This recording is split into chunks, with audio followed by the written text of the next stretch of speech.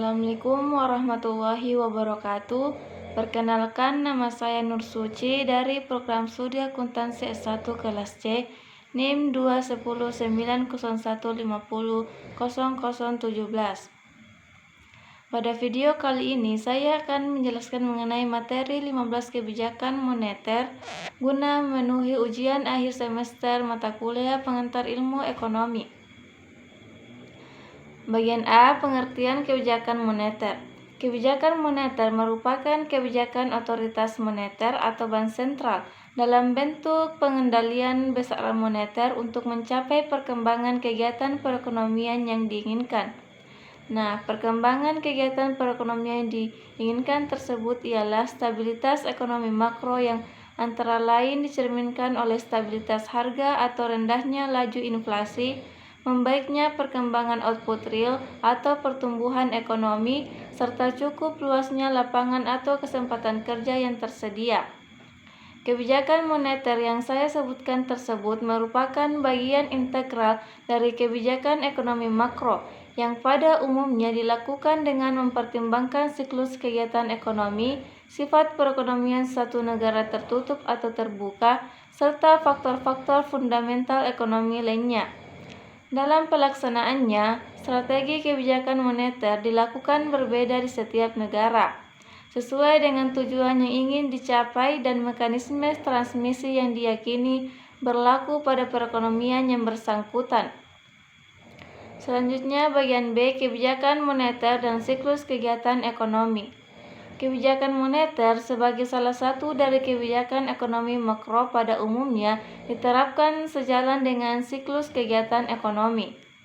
Dalam kajian literatur dikenal dua jenis kebijakan moneter. Yang pertama, kebijakan moneter ekspansif, yaitu kebijakan moneter yang ditujukan untuk mendorong kegiatan ekonomi yang antara lain dilakukan melalui peningkatan jumlah uang beredar.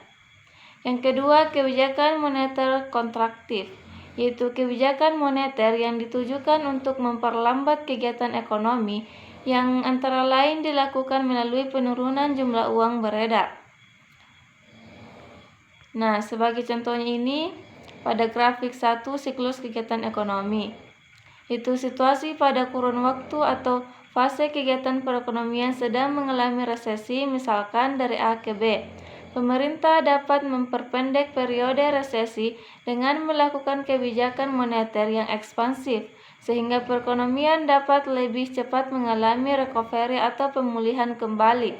Sebaliknya, dalam kondisi perekonomian mengalami perkembangan yang sangat pesat, pemerintah dapat menghindari overheating atau pemanasan kegiatan perekonomian dengan melakukan kebijakan moneter yang kontraktif.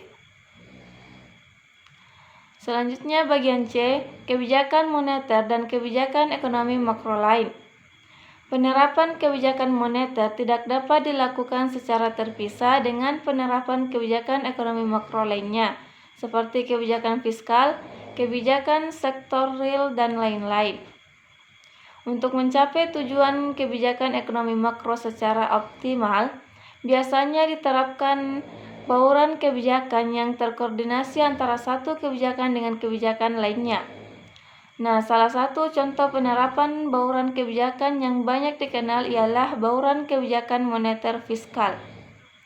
Secara konseptual, koordinasi bauran kebijakan moneter fiskal dapat dilakukan melalui beberapa skenario.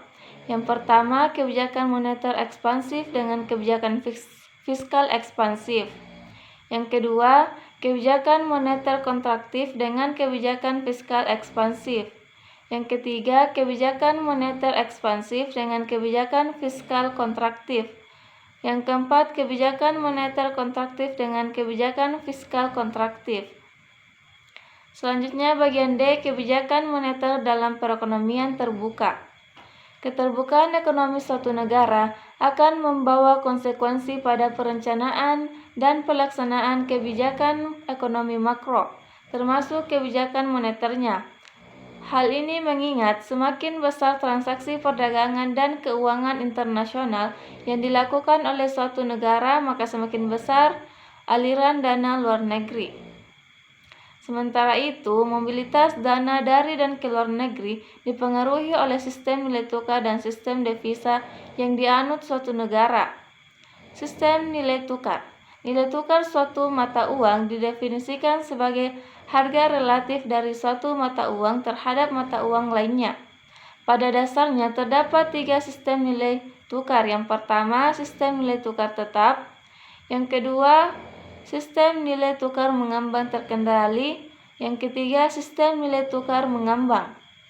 Sistem devisa. Devisa merupakan aset keuangan yang digunakan dalam transaksi internasional. Penetapan sistem devisa pada suatu negara ditujukan untuk mengatur pergerakan lalu lintas devisa antara penduduk dan bukan penduduk dari suatu negara ke negara lain. Pada dasarnya, ada 3 sistem devisa. Yang pertama, sistem devisa terkontrol. Yang kedua, sistem devisa semi terkontrol. Dan yang ketiga, sistem devisa bebas. Sistem nilai tukar, sistem devisa, dan kebijakan moneter. Ketiga hal tersebut tidak dapat dilakukan secara bersamaan. Kondisi tersebut dikenal dengan istilah impossible trinity atau ketidaksesuaian antara pencapaian 3 trinitas secara bersamaan, yaitu stabilitas nilai tukar, mobilitas aliran dana luar negeri, dan independensi kebijakan moneter. Namun, beberapa studi empiris menyimpulkan bahwa hanya 2 dari 3 kondisi di atas yang dapat diterapkan bersama. Bagian E, kerangka strategis kebijakan moneter. Secara prinsip, terdapat beberapa strategi dalam mencapai tujuan kebijakan moneter. Di antara strategi pelaksanaan kebijakan moneter tersebut ialah penargetan nilai tukar. Terdapat 3 alternatif dalam penargetan nilai tukar sebagai strategi pelaksanaan kebijakan moneter. Pertama, dengan menetapkan nilai mata uang domestik terhadap harga komoditas tertentu yang diakui secara internasional seperti emas. Yang kedua, dengan menetapkan nilai mata uang domestik terhadap mata uang negara-negara besar yang mempunyai laju inflasi yang rendah. Dan ketiga, dengan menyesuaikan nilai mata uang domestik terhadap mata uang negara tertentu ketika perubahan nilai mata uang diperkenankan sejalan dengan perbedaan laju inflasi di antara kedua negara. Kemudian, penargetan besaran moneter. Pada banyak negara, penargetan nilai tukar bukan menjadi pilihan utama dari strategi kebijakan moneternya, karena tidak ada suatu negara yang mata uangnya secara meyakinkan dapat dijadikan sebagai acuan dalam penetapan strategi kebijakan oleh negara lain.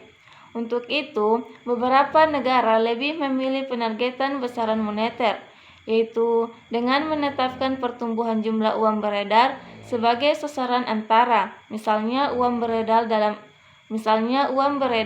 dalam arti sempit atau M1 dan dalam arti luas atau M2 serta kredit. Kemudian penargetan inflasi. Penargetan inflasi dilakukan dengan mengumumkan kepada publik mengenai target inflasi jangka menengah dan komitmen Bank Sentral untuk mencapai stabilitas harga sebagai tujuan jangka panjang dari kebijakan moneter. Dengan menargetkan inflasi sebagai jangkar nominal, Bank Sentral dapat menjadi lebih kredibel dan lebih fokus di dalam mencapai kestabilan harga sebagai tujuan akhir. Walaupun penargetan dilakukan pada inflasi, strategi ini tidak mengabaikan pencapaian tujuan kebijakan moneter lainnya seperti perkembangan output dan kesempatan kerja. Dan terakhir, strategi kebijakan moneter tanpa jangkar yang tegas. Dalam rangka mencapai kinerja perekonomian yang memuaskan termasuk inflasi yang rendah dan stabil, strategi kebijakan moneter dapat dilakukan tanpa menerapkan penargetan secara tegas, tetapi tetap memberikan perhatian dan komitmen untuk mencapai tujuan akhir kebijakan moneter. Sebagai contohnya, yaitu Bank Sentral di Amerika Serikat yang tidak menyebutkan secara tegas mengenai jangkar nominal yang digunakan. Kemudian Bagian terakhir F. Mekanisme transmisi kebijakan moneter. Dalam praktek, transmisi kebijakan moneter masing-masing negara itu berbeda antara satu dengan yang lainnya, tergantung pada perbedaan struktur perekonomian, perkembangan pasar keuangan, dan sistem nilai tukar yang dianut. Mekanisme transmisi pada umumnya dapat terjadi melalui 5 jalur lainnya. Yang pertama yaitu melalui jalur suku bunga. Berdasarkan diagram tersebut, melalui jalur suku bunga, mekanisme transmisi kebijakan moneter dapat mempengaruhi permintaan agregat melalui perubahan suku bunga. Dalam hal ini, pengaruh perubahan suku bunga jangka pendek ditransmisikan pada suku bunga jangka menengah atau panjang melalui mekanisme penyeimbangan sisi permintaan dan penawaran di pasar uang. Perkembangan suku bunga tersebut akan mempengaruhi biaya modal yang pada gilirannya akan mempengaruhi pengeluaran investasi dan konsumsi yang merupakan komponen dari permintaan agregat. Kemudian melalui jalur nilai tukar. Melalui jalur nilai tukar menekankan bahwa pergerakan nilai tukar dapat mempengaruhi perkembangan penawaran dan permintaan agregat dan selanjutnya output dan harga. Besar kecilnya pengaruh pergerakan nilai tukar tergantung pada sistem nilai tukar yang dianut oleh suatu negara. Misalnya dalam sistem nilai tukar mengambang, kebijakan moneter ekspansif oleh bank sentral akan mendorong depresiasi mata uang domestik dan meningkatkan harga barang impor. Hal ini selanjutnya akan mendorong kenaikan harga barang domestik, walaupun tidak terdapat ekspansi di sisi permintaan agregat. Sementara itu, dalam sistem nilai tukar mengambang terkendali, pengaruh kebijakan moneter pada perkembangan output real dan inflasi menjadi semakin lemah, terutama apabila terdapat substitusi yang tidak sempurna antara aset domestik dan aset luar negeri. Yang ketiga, melalui jalur harga aset, yang menekankan bahwa kebijakan moneter berpengaruh pada perubahan harga aset dan kekayaan masyarakat, yang selanjutnya mempengaruhi pengeluaran investasi dan konsumsi. Apabila bank sentral melakukan kebijakan moneter kontraktif, maka hal tersebut akan mendorong peningkatan suku bunga dan pada gilirannya akan menekan harga aset perusahaan. Penurunan harga aset dapat berakibat pada dua hal. Yang pertama, mengurangi kemampuan perusahaan untuk melakukan ekspansi. Yang kedua, menurunkan nilai kekayaan dan pendapatan yang pada gilirannya mengurangi pengeluaran konsumsi. Secara keseluruhan, kedua hal tersebut berdampak pada penurunan pengeluaran agregat. Yang keempat, melalui jalur kredit.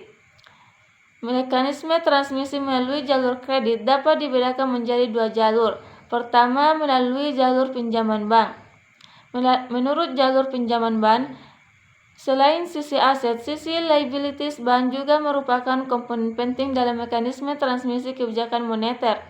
Apabila bank sentral melaksanakan kebijakan moneter kontraktif, misalnya melalui peningkatan rasio cadangan minimum di bank sentral, cadangan yang ada di bank akan mengalami penurunan, sehingga dana yang dapat dipinjamkan oleh bank akan mengalami penurunan.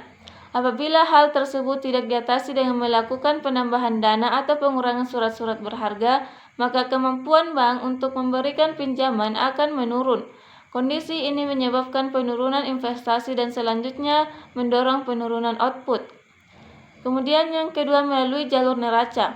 Perusahaan menekankan bahwa kebijakan moneter yang dilakukan oleh bank sentral akan mempengaruhi kondisi keuangan perusahaan. Dalam hal ini, apabila bank sentral melakukan kebijakan moneter ekspansif, maka suku bunga di pasar uang akan turun, yang mendorong harga saham mengalami peningkatan. Sejalan dengan peningkatan tersebut, nilai bersih perusahaan akan meningkat, yang selanjutnya mengurangi tindakan adverse selection dan moral hazard oleh perusahaan. Kondisi ini mendorong peningkatan pemberian kredit oleh bank, selanjutnya meningkatkan investasi dan pada akhirnya meningkatkan output. Dan terakhir, melalui jalur ekspektasi. Mekanisme transmisi melalui jalur ekspektasi menekankan bahwa kebijakan moneter dapat diarahkan untuk mempengaruhi pembentukan ekspektasi mengenai inflasi dan kegiatan ekonomi.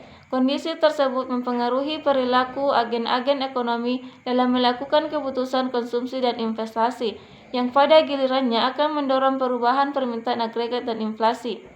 Demikian dari saya. Jika ada kesalahan mohon maaf. Terima kasih. Wassalamualaikum warahmatullahi wabarakatuh.